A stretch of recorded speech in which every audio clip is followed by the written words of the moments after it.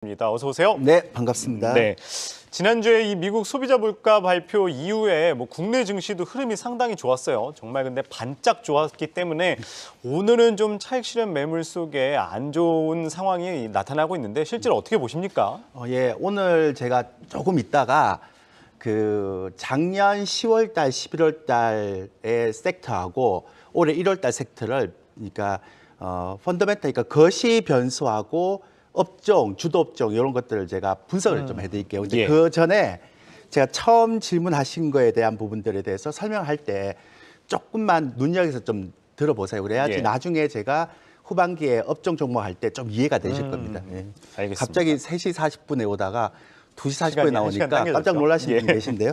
예, 나중에 또 3시 40분에 굉장히 유명한 분 오시니까 그때 좀 계속 봐주시고요. 예. 일단 소비자 물가 지수가 발표가 됐는데 이게 이제 발표된 게 중요한 게 아니고 준비한 자료를 한번 보시면 이게 그 지금 6.5가 발표했죠. 이 헤드라인이에요. 예. 근데 뭐 코어 같은 경우는 임금도 있고 그 주거비도 있거든요. 그쵸. 그거는 이제 어차피 후행성이니까 예. 한 1년 뒤에 있다가 이제 보통 집 가격은 1년 있다가 이제 계약을 하기 때문에 예. 또 재계약할 때는 내려갑니다. 그러니까 좀 늦게 내려가죠. 근데 헤드라인이 딱 6.5가 찍혔는데 이게 중요한 게 아니에요. 제가 지금 왜 제가 얘기를 하는가 하면 저 8.20이 찍혔을 때가 예. 9월 달 CPI거든요. 예. 9월 달 CPI는 원래 10월 달 발표가 돼요. 예. 그리고 7.70 찍을 때가 이게 10월 달 그쵸. CPI인데 11월 달 발표. 11월이겠네요. 그러니까 예. 10월 달하고 11월 달은 8.20, 7.70이니까 저 상태에서는 소유자 물가 지수가 떨어질지 안 떨어질지 몰라요.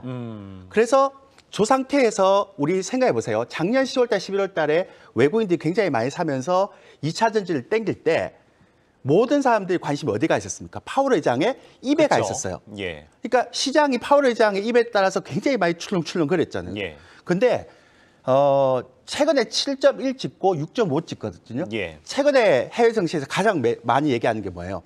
파월 의장이 암만 강하게 얘기해도 시장은 안 믿는다. 그렇죠. 흔들리지 않더라고요. 그러니까 요게 이제 작년 10월 달하고 10월, 11월 달하고 올해 지금 1월 달하고 달라진 거예요. 잘 예. 기억하세요. 제가 자, 두 번째 ISM 제조업 PMI 지수가 나오는데 예. 요게 이제 중요한 건 뭐냐면 여기서 되게 중요한 게요. 지금 60일 찍고 50 찍고 49를 내려갔어요. 이게 이제 작년 12월 달하고 올해 1월 달에 떨어진 거거든요. 예. 근데 벌써 2년 7개월치 만에 최저 질재가 없어요. 48.4. 예. 근데 이걸 두고 작년 10월 달, 11월 달에 어떤 얘기가 나왔는가 하면 예. 경기 침체다. 심각한 헤비한 경기 침체다 이렇게 예, 나왔는데 예.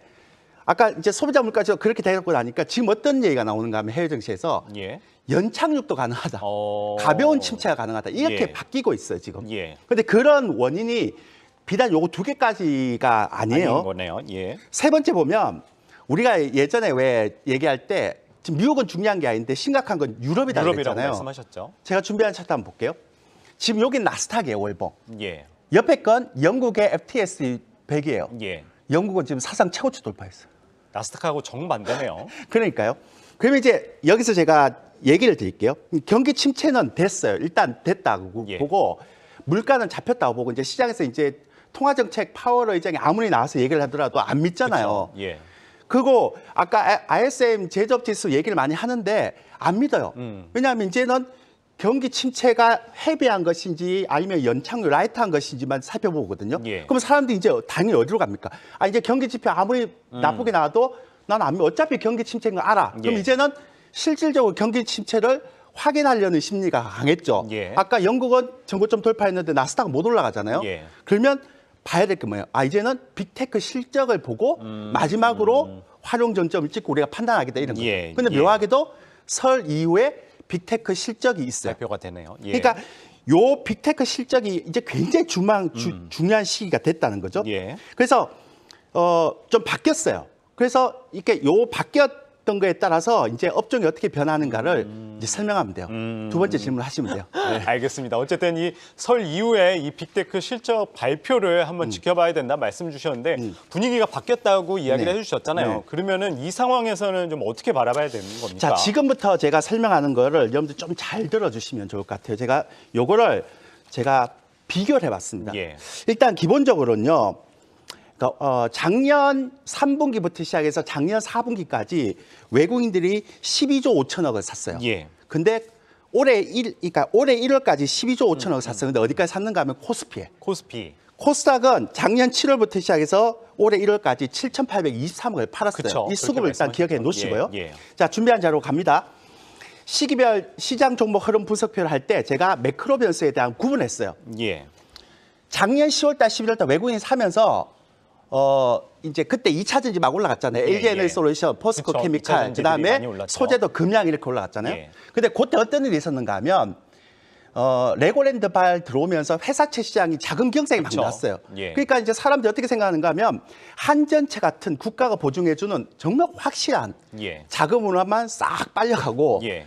채권 시장이 자금 경색이 났거든요. 근데 그게 그쵸. 어떻게 바뀌었는가 하면 올해 2023년 1월 달에 그러니까 AA 단계의 채권이 오버부킹이 나왔어요. 오버부킹이라는 맞아요. 건 지난주에도 뭐냐면 말씀하셨죠. 지난번 얘기했잖아요.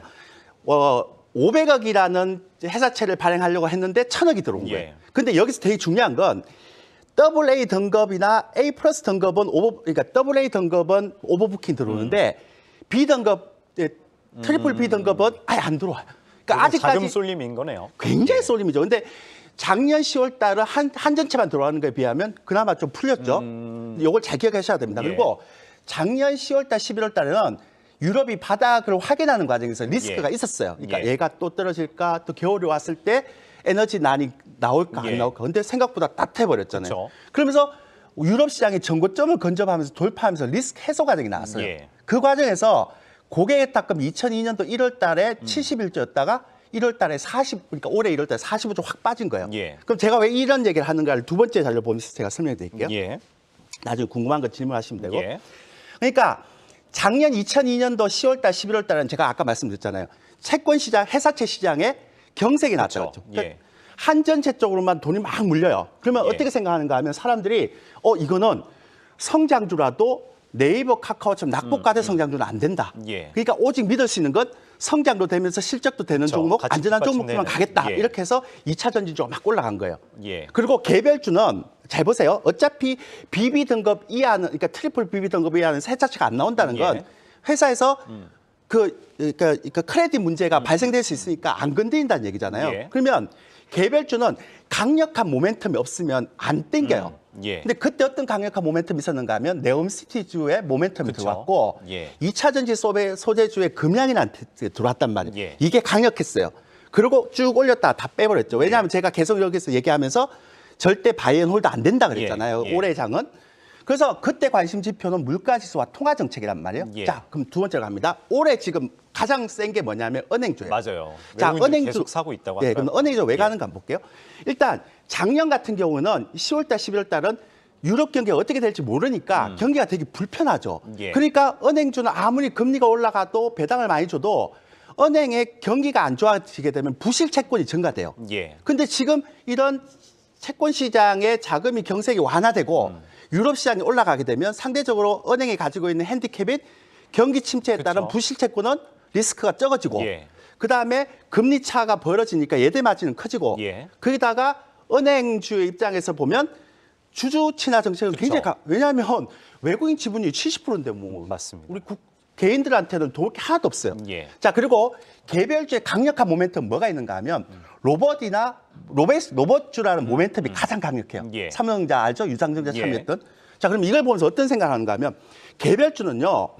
강력한 모멘텀이 아니면 안 들어와요. 왜 가기가 그럴까요? 힘들다. 회사채 예. 시장에서 트리플 B 단계도 안 들어올 정도로 그러니까 크레딧 문제가 불거지고 있기 때문에 개별주가 조금 올라갔다 떨어지고 조금 올라갔다 떨어지고 이렇게 할 바에는 개별주 안 하는 게 맞아요. 예. 강력한 모멘텀을 가지고 있는 형태의 모멘텀 가지고 있는 개별주를 해야 되는 거죠. 그러면 예. 지금 아까 그 고객의 탁금이 71조에서 45조를 빠진 형태에서 예. 로봇 테마라는 강력한 이런 개별주 테마가 끊기지 않는 한 새로운 테마가 올라올까요? 택도 없는 얘기죠. 그러니까 로봇 테마가 꺼져야지만 그 다음에 새로운 테마가 올라온다. 예. 그러니까 여러분들은 앞으로 개별주 테마가 올 때, 강력한 개별주 테마가 올 때 하나의 개별주가 꺾여야 다음 개별주가 올라온다. 예. 네온시티가 꺾여야지만 로봇이 올라온다. 이렇게 보시면 돼요. 자, 그리고 제가 아까 뭐라고 얘기했는가 하면 바이앤홀드 안 된다 그랬죠. 예. 그러면 작년에 2차 전지처럼 은행주 쭉 그쵸. 올라가더라도 예. 계속 갈까요? 아니죠. 그러니까 이 시장이란 말이에요. 이게 기본적인 경우예요. 그러면 여러분들은 뭘 생각해야 되는가 하면 이 은행주 다음에 또 우량주에서 어떤 섹터가 주도주가 나올 거고 예. 그다음에 로봇 테마 중에 어떤 섹터가 개별주의 테마주가 나올 거가 보면 돼요. 이해되셨어요? 예, 예. 그러면 예상을 할 수 있잖아요. 그러니까 다음 테마에 대한 예상에 대한 부분들을 보면 은행주가 아까 말씀드렸지만 경기도 있지만 가장 중요한 건 뭐였어요? 주주치나 그쵸, 정책이죠. 자, 올해 3월 달 뭐 있습니까? 주총 있습니다. 예. 자, 한국에서 가장 지금 문제가 됐던 게 뭐냐면 LG화학 관련해서 인적 분할, 부적 예. 분할 때문에 엄청 두드려 맞았잖아요. 예. 그럼 올해 주총에서 나오는 얘기가 뭐겠어요? 어떤 형태든 주가를 관리하기 위해서는 주주 칭하 그쵸. 정책을 가야 된다는 얘기 아니에요. 예, 예. 그러면 제가 볼 때 로봇 관련주 다음에 3월 달 주총 이후에는 어떤 기업이 주주 친화 정책을 하느냐에 따라서 또 그 부분들이 아마 시장의 주도주로 부각될 수 있다. 이렇게 제가 예상을 해드리고 올 한 해는 바이앤홀드는 안 된다. 그리고 예. 만약에 빅테크 기업의 실적이 지금 컨센서스가 되게 낮거든요. 예. 이게 생각보다 만약에 높아져 버리잖아요. 그러면 채권 시장도 풀리고 유럽 시장도 풀리기 때문에 낙폭과대 성장주 중에 우량한 성장주는 예. 올라갈 수 있는데 만약에 빅테크 기업들의 실적이 안 좋다. 이러면 계속 이런 형태의 모습들이 나타나겠다. 이게 제가 오늘 풀어드리는 예. 형태입니다. 예, 알겠습니다. 오늘 긴 시간 동안 말씀 주셨는데 예. 어쨌든 설 지나고 이 빅테크들의 기업 실적 한번 지켜봐야 될 것 같습니다. 오늘은 조일규 A1 리서치 대표 이야기 들어봤습니다. 말씀 고맙습니다. 감사합니다.